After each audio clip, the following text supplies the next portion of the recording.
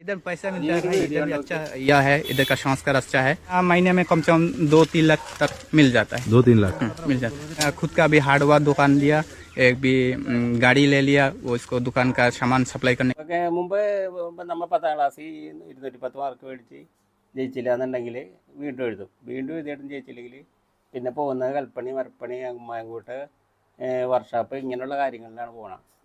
ശരിക്കും അന്ന് ഇതുപോലെ കൽപ്പണിക്കും മരപ്പണിക്കൊക്കെ പോയി പണി പഠിച്ച് അതിന് ശേഷം പിന്നെ പണി മൊത്തം കരാറുകളൊക്കെ എടുത്ത് ചെയ്ത് ഒരുപാട് രക്ഷപ്പെട്ട ഒരുപാട് ആൾക്കാർ, അതായത് നല്ലോണം ഇപ്പോൾ സാമ്പത്തികമായിട്ട് നല്ലോണം പൈസ ഉണ്ടാക്കിയ ഒരുപാട് ആൾക്കാരുണ്ട്.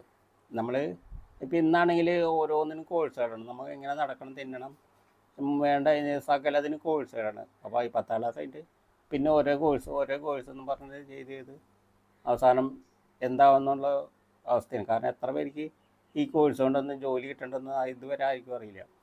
ഓരോരുത്തരും ഓരോ കോഴ്സിൻ്റെ പരസ്യം കാണും, അതിന് ചേരും. അപ്പോൾ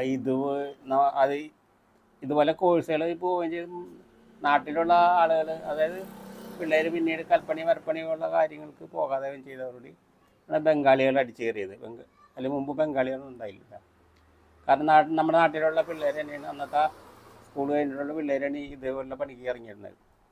ഇന്നിപ്പോൾ ഇത് ചെയ്യാൻ നേരെ നമ്മൾ പുറത്ത് വിദേശത്തേക്ക് തന്നെ പോവുകയാണ് ഈ പണികൾ ചെയ്യാൻ. നാട്ടിലും ഇതുപോലുള്ള പണികളുണ്ട്. ആ പണികൾ ചെയ്ത് രക്ഷപ്പെടാനുള്ള ഒരു മാർഗമുണ്ട് എല്ലാവരും പഠിച്ച് ഇതുപോലെ കോഴ്സുകൾ മാത്രം ചെയ്യണമെന്നില്ല.